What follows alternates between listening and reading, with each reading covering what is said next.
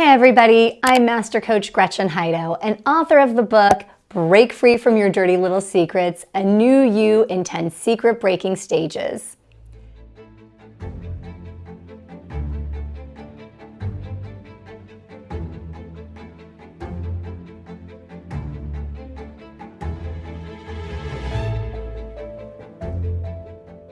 Have you ever experienced strong emotions that you thought were going to take you out?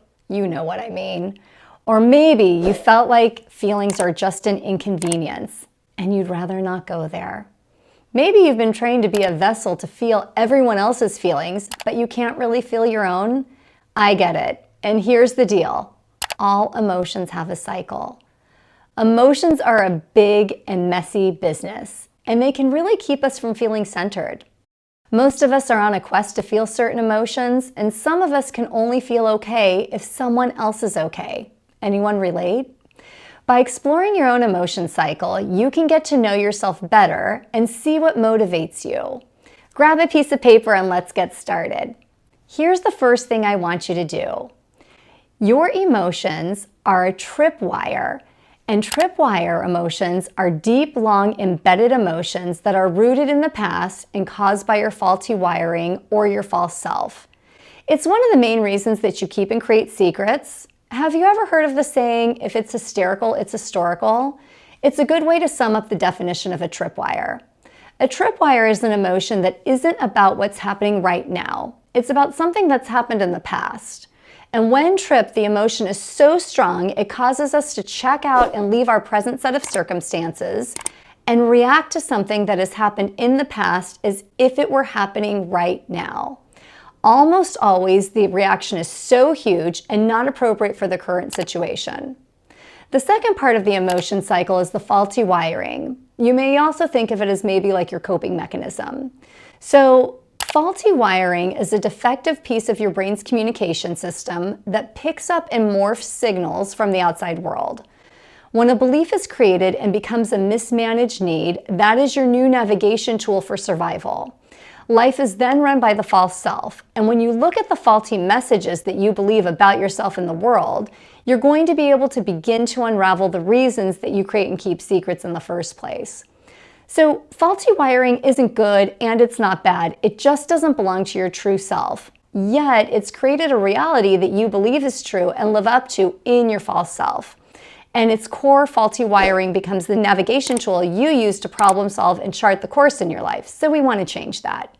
Now here's what I want you to do. With that piece of paper, answer this question. When you're in conflict, what are 2 to 3 tripwire emotions you feel?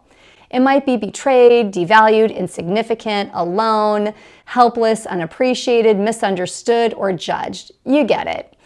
Next, take an honest look about what you do to cope with your tripwire emotions and write 2 to 3 coping behaviors that you have. So it might be things like repeating yourself, sarcasm, threatening, defensiveness, manipulation, drinking, shopping, numbing out, rage, depression, or more. Pick your own. When you start to see your pattern, here's the tripwire and here's what I do to cope with it, it's going to help you to choose new behaviors. Now here's the good news. We aren't our emotions. Our true self is made up of love and blood and guts, and it's marvelous. We want to access that marvelous you. What I want you to do next is write down 2 to 3 descriptors of what you know to be true about who you are, regardless of how you might feel sometimes and regardless of your coping mechanisms. It could be things like treasured, loved, worthy, known, safe, valued, appreciated, understood. Take time to really write all of these down. Lastly, when you know your truth, you can act in your truest self and take healthy actions to live up to it. So now take a moment and write down 2 to 3 actions that you can start doing instead of the coping mechanisms and faulty wiring. Maybe it's things like stand in peace, be joyful, honest, kind, faithful, forgiving, accepting, and not take things personal. When you identify your emotion cycle, you can honor your true and most authentic self, not the scared false self, but the truest parts of who you are by standing in your own light. Now, if you haven't already done so, grab a copy of my book, Break Free from Your Dirty Little Secrets, so that you can do the 10-stage secret breaking system that will guide you on your emotion cycle and help you break free to bold. Much love to you.